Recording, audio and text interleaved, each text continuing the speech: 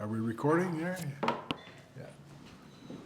Yeah. Good morning, everybody. Welcome to the CTV Update for Wednesday, October 1st, already October 1st, 2025. And here, and it's a little cool this morning, but boy, we cannot complain about the weather. It has been terrific. Even the leaves are starting to fall a little bit. You know, I had an interesting question asking me today. What's that? Can you bring a leaf blower onto the course with you and blow the leaves out of your way, let's say on the green or whatever? Is that legal? I've seen people do it. Yeah. It turns out it is. Now, are we talking a big turbine blower towed behind your golf cart? No. People do bring leaf blowers out. Yeah. And you can blow away any loose impediments with any equipment. They mentioned golf club and this or other equipment. It's not a training aid, so yeah. Yeah, and as long as you don't move your ball, you know. That's what I'd be worried about. Yeah, well, doing it and then your ball marker or someone else's ball. There you go, that ball marker. The other thing is, just to make it clear, we don't have a leaf rule here, do we? No, but the rules of golf can cover that. Oh, sorry. Yeah. The rules of golf can cover that a little bit, right? So if everyone's virtually certain the ball is where it is, if it's under leaves, then yeah, you can put a ball down. Okay. The other thing you can't do, if your ball lands on a leaf, you can't move it. Okay, just so you know. You can move the ball on top, any leaves on top of your ball, any leaves around your ball, but if your ball lands on one, you're playing it like that. So, according to the rules of golf. All right. We have some news on the board of directors, like what's coming out for the annual general meeting. Yes, so meeting again is still scheduled for October 23rd. That's the Thursday in the evening. And the annual meeting package with all the input from our committee chairs, some information on 2026 rates, all the management reports, that'll be coming out in about a week's time. Okay, great. So that'll give us a lot of information. It'd be a very important meeting. Somebody asked me the other day, will there be a tie-in online so people can vote and watch the meeting online?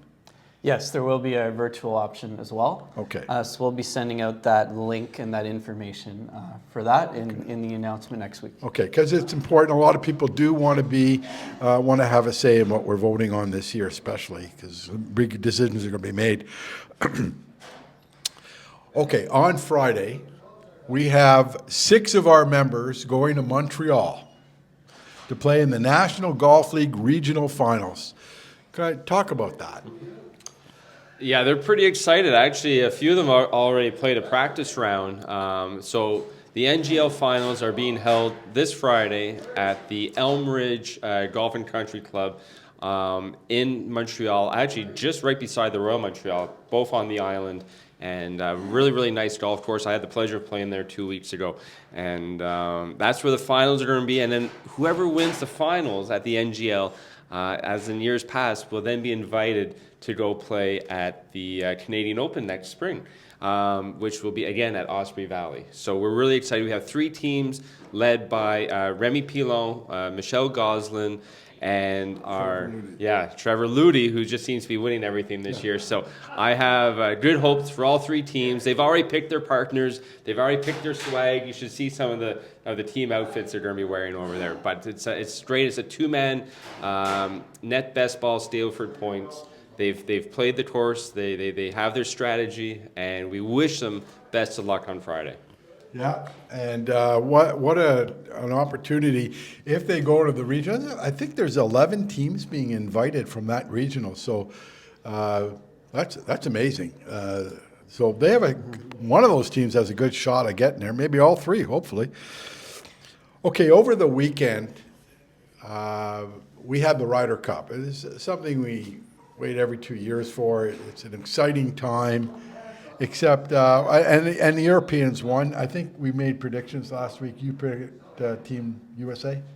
No. Europe? No. Europe? I picked USA based on stats on paper. Yeah, but, and I did too. Yeah. Basically, they had all those top 10s been playing in playing in Bethpage.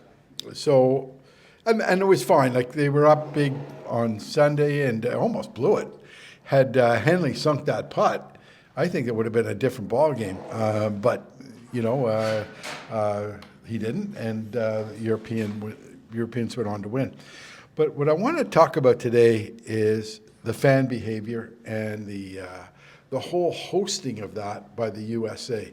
It was kind of disgusting in my mind, but maybe you can talk about it, some, both of you. Yeah, I think it's got to the point where sadly it's a little bit too personal. Like, getting under someone's skin has gone way too far. I mean, it's going to be hard to manage. You've got 50, 60,000 people on property. I know a lot were escorted out. I didn't love the way some of the players even responded. It's not very classy. It's I think it's taken away a little bit from a very prestigious historical event. See, ratings dropped a little on Sunday. That might have been just due to the big lead, but New York fans, they have their they have their reputation, and we know how they're going to act. We know how Philly fans are, and it's just, hopefully it's a little classier in Europe in 2 years' time. Yeah, I agree. I mean, as much as, you know, there's a lot of tradition in golf, and we want to make sure that we're upholding a lot of these traditions.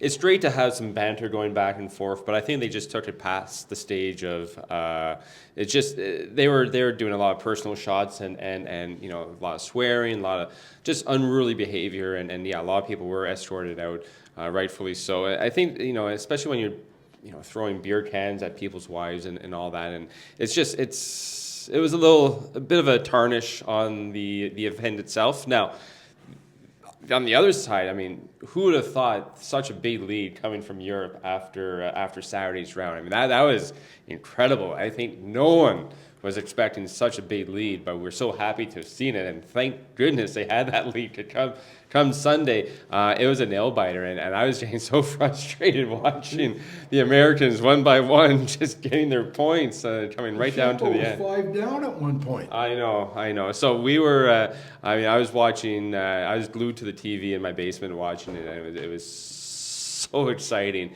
And then Lowry just rolling in the putt. I was so happy for him to seal the deal and get that win, get that final win.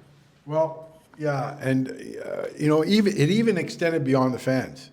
Like, the MC was shouting obscenities at Rory McIlroy, and encouraging the crowd to do so. That's unacceptable. I mean, that's just unacceptable. And I know she was fired and told not to come back, and she apologized and whatever. But honest to God, you got to have more sense than that. It just left a very sour taste in my mouth for this event, and unless they clean it up, I'm not going to be a big fan of watching it anymore, because that's not what I came to see. Gentlemen, something I'm very loath to bring up this week is the football pool. Okay, I had a bad week. All right, I finished dead last. I Tylered it. I'm sorry. Your name's a verb now. No, I'm sorry, Tyler. But at least I know what the point spreads are. But how did I know Baltimore was going to suck as bad as they did? How did I know that Carolina was going to break down like they did? And who knew that Miami could win a game? I mean, all those things were conspired against me. I got to tell you a funny story. Greg Zavicki, who won it. Greg won't be watching this thing, but Greg normally finishes last in these pools. He's a nice guy, but he always finishes last. He not only finished first, he finished first by a lot. So whatever formula he used this week worked. Good for Greg. Greg is not a member of our club or anything. He's a member of the original group that started this way back in the early 1980s of the RCMP. And so good for him. And but we did have Alex Milosevic finish for the 136.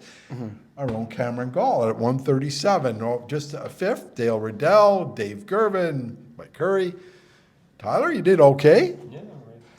Yeah, 16th. Careful, John. He's catching up in the annual year-long standings. He's Well, yeah. catching up to you. Well, we have those two. 20 points back now. We have those two. Let's see where we stand in those. Let's see. I'm third last. I won't mention who's last, but he's sitting on my left. And but he's not last by a lot anymore. I'm catching up pretty quick. I'm gaining ground. Where are you? Oh, there you are. 5th, 13th. Oh, you're only 40 points out. That could be 1 week. Okay. Lots of time left. Couple of games. I'm going to give you 2 games. Okay. Let me see if I can remember. Let's do the close game, the Monday night game, Kansas City and Jacksonville. At Jacksonville? It's at Yes. Jacksonville. Yeah, it's in Florida. So I'm going Jacksonville by 5. High five. Wow. Any reason for that? No clue. Just a complete guess. What's your pick on that? Chiefs by 7. Jacksonville has not really beat anyone good. Defensive coordinator for the Chiefs will get after Trevor Lawrence. He can give us some sacks. He'll rattle them. I like the Chiefs in this game. Worthy coming back to Kansas City seemed to have given them a spark too. He's got a receiver now, and that makes him dangerous. He was dangerous before. He's real dangerous now. Tough game to call. I can't go 3 points either way, so we're going to coin toss that one. I honestly don't know. Jacksonville played really well on defense last week. They really did play well. But you got a scrambling quarterback. Yeah, I may go the Chiefs by 3. Okay, this is a blowout game. Believe it or not, this is a blowout game I'm going to give you. You wouldn't have believed that if you would have said it would be a marquee game at the beginning of the year. But the Lions at the Bengals. I'll start with Cameron. Lions, yeah, easy. I'll go Lions by 9. 9. Yeah, we know the Lions are going to win. It's just how much. Yeah. Lions by 5. By 5, yeah, because I'm not impressed with Browning as a quarterback. He seems to have one move to the right all the time, and teams are starting to figure that out, and they're keeping him in the pocket. And then I got need Joe Burrow. Simple, right? Oh yeah, it just shows you how fickle this league is, eh? You lose one player, like Miami lost Tyreek Hill. That's their best player. Like, one player can change the dynamics of how a team plays you, how the defense plays. Anyway, yeah, I think I'm going to go with the Lions by probably 11 or 12. Okay, let's see how that works out. Okay, we have, at this time of year, I'll let Tyler talk to this, our back shop. Thanks, John. This started a couple days ago. Every year this time of year, we start with our back shop donations, and our boys and girls who are young men and women who work down in the back shop, they do an incredible job all summer long. And, it is a show of appreciation for the members to put in a little bit of a gratuity, which is nice. That does get divvied up and go right to the back shop employees. So please, if you're in the pro shop, please come in. There's going to be a chit pad right beside this box. Write down. Any donation is great. We got a lot of members doing $25, $50. We even have a few members who actually put in $100. So unlike food and beverage, where gratuities are automatic on every purchase that you make, the back shop do not get gratuities. So this is your chance to say thank you to the back shop for all their hard work, and it does go a long way. So please support the back shop, and you can find this in the pro shop on the front counter. Yeah, support our guys there. You know, it's so nice. They're so nice. I mean, after every round, how'd you play today, Mr. Karam? How'd you do today? Of course, that brings back bad memories because I never play well. But they do provide counseling as well, which which makes you feel a little better when you come back in. So They wash all the bad shots off your club. Yeah. So no, a great group of young men and women down there. I've just it's so you've hired a good group of people. The day has come. The day has come. He brought the bag down. They're all here. My buddy, Dave Gervin, came up this morning, gave him a big hug because he had one of these drivers in his hand. Going out today to get me some points for my fantasy league. Tyler, talk about the big sale. Well, we've been teasing it for the last couple of weeks, and like I said, we had to wait till we got through all our corporate events because we use a lot of our demos as rental sets. And last Thursday was our last corporate event, which meant over the weekend we gathered up all the demos, we cataloged them, we prepared a nice big spreadsheet, we put down all the pricing, rock bottom pricing. People were really asking what the pricing would be. And lo and behold, here they all are. We have a ton more in the pro shop, but we have, these drivers have been barely hit some. They're pristine, they're in great, great condition, and they're marked down quite a bit. So it is a great opportunity to get a brand new driver, more or less a brand new driver at great pricing. And it's what the members have been waiting for. They've been testing them out all year. We've sold probably 3 or 4 drivers in the last couple of days. We had today 2 hybrids and a fairway wood sold. And this is it. We want to get rid of them because anything that's not sold is going back to the manufacturer. We have them till, I think, the 12th of October. So from the 1st to the 12th, and then after that, they're being shipped back. Yeah, and the thing is, like Tyler says, there are certain shafts that you may want, certain stiffnesses and whatever, certain lofts. So if you wait, they may be gone. So come on down and take a look. He's still got quite a few left, and prices are really good for that. He's also got a sale table on back there. Maybe you want to talk about that sale table in the back? Yeah, absolutely. So this time of year, we are looking to clear out some of our merchandise that hasn't moved so much during the summer. So if you're walking, just before you walk into the pro shop, we do have a whole wall of clearance items, on sale items. So check those out. You're definitely going to find something that's really nice. And you know what? Some people actually even start their Christmas shopping this early. So they're already getting ideas. They're pulling stuff off our clearance table. We're gift wrapping them for people for later on in the year. But it is good. We have a lot of things on sale. We also have a lot of new arrivals. We just put out some beautiful, beautiful fall sweaters and pullovers in the pro shop. So it is the time of year where you might be looking for something a little bit warmer to wear. You always want to be thinking of layering up because early mornings, it's going to be a little cool out. It's going to be a little frosty, perhaps. But as the day goes on, you want to be able to take those layers off. So wearing 2 or 3 layers is very common this time of year. And you know what? We've got you covered. Pardon the pun, but we got you covered. Okay, thank you, Tyler. That was really good. And this time of year is always a good time in the pro shop. I enjoyed that. So, what's going on in the kitchen this week? It's been busy. Great, successful luncheons and dinners for some of our closing events. We had the senior men on Friday. We had the ladies even yesterday. Great build-your-own sandwich platters for lunch and soups. The PM League did a nice little Mexican flair last night for their closing dinner, so that's been going really well. And Men's League, we'll have to bring in some extra chairs for men's close, I think, on Saturday for the dinner. It's a huge numbers, so the team has been extremely busy. They have also reached double-digit orders for our Thanksgiving package, so thanks so much to the members. That, surpasses our goal for a new initiative. We'll absolutely carry that on next year and look forward to assisting families that have purchased those. Again, thank you, John, for jumping in on that initiative. And then just a little reminder, with all the closings happening, please check with your server for daily specials. We're not going to send out a weekly menu. It's going to change by the day. So please have a nice little chat with your server, and they will update you on what's available in addition to the regular menu. Yeah. Hey, if you're, Tyler's going to go through the calendar of events, but if you're listening now and you wanted to play this Saturday, which is going to be absolutely gorgeous. 28 degrees. We got the pros going out, but I only have 7 spots left. So once that's done, we can only put 180 on the course. We're almost there.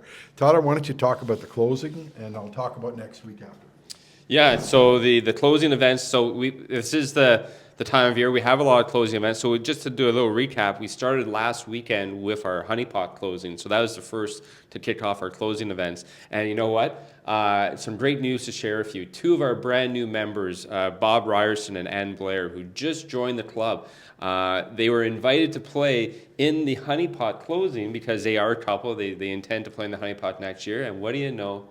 They won the honey pot closing. Came in first place. They were a little embarrassed. Hey, brand new members, and they're winning the event. But that's okay. No.